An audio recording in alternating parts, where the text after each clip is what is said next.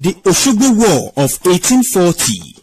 After the Fulanis systematically captured and made Ilorin their territory, they sacked the old Oyo Empire in 1835.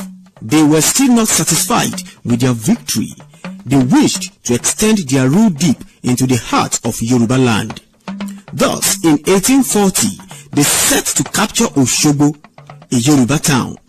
The Fulanis, under the command of Ali, the Hausa Balogun of Ilorin, laid siege on Oshogbo. When the king of Oshogbo realized that the Ilorins were too strong for the Oshogbo army, he summoned the Ibadans for help. Ibadan immediately sent some auxiliaries to Oshogbo under the command of Obeli, alias Mobitan, and Alade Abimpagun. As this force could not stop the Ilorins, another contingent was sent to Oshogbo under a more experienced leader. But still, the Ilorins won every battle and gained more ground. When Ibadan realized that the Ilorins were becoming more threatening to Yoruba land, they sent a large and stronger force under Balogun Odenrilo to crush the intruding forces and Jamas of Ilorin. When Odenrilo and his men arrived at the battlefield, they realized that things had gone worse than they thought. They could not show their faces in the open field for the fear of the Ilorin horses, and for about 20 days after their arrival at Oshogbo, they could not fight outside the town thickets. Odenrilo suggested that Elepo, a brave Ibadan warrior, was badly needed at the war front. Elepo had been rejected by the war chiefs of Ibadan for his actions at the late Agbamoja expedition. As soon as the message from Odenrilo reached Ibadan, the Bashorun wished he could send Elepo to Oshogbo, but could not go against the wish of other war chiefs. Bashorun gave Elepo a cow to worship his god, Ori, and pray for the victory of Ibadan at the war front.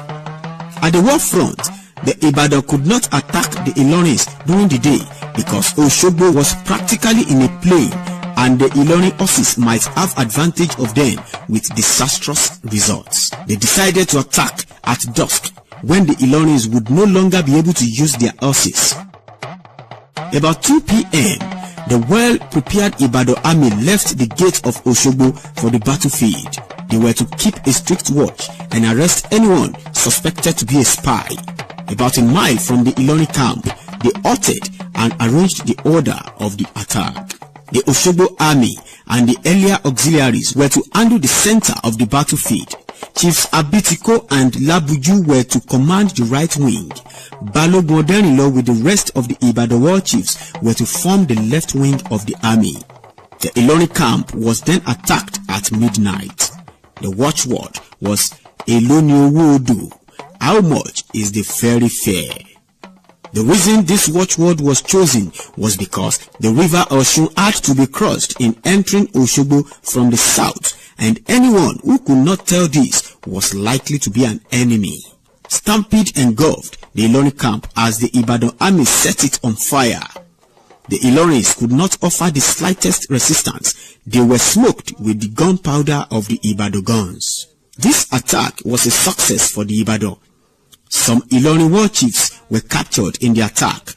Prominent ones were Jimba, the head slave of the emir, one of the sons of Ali, the commander-in-chief, Chief Lateju, Ajikobo, the Yoruba Balogun of Ilorin.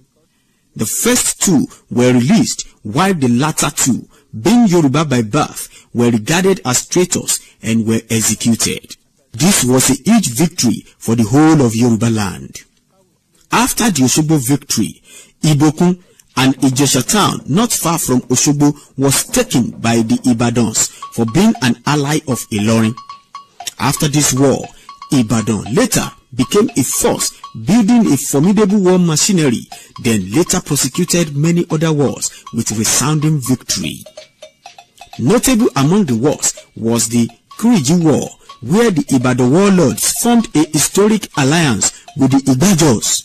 Even though Igbajo became the war front for many years that the war lasted, it was never captured by the raging Ekiti-Parapọ̀ warriors. Rather, it was a place where many of them met their Waterloo. Notable among the warriors were Fabumi Okeimesi, Ogedengbe Agbogungboro of Ijesha, Apasikoto Pasigegele of Igbajo, and Latosa of Ibadan, to mention but a few. There were many more great warriors of the time. It's worthy to note that the Kiriji War was the last war in Yoruba land. It's also recorded as the longest native war in Africa.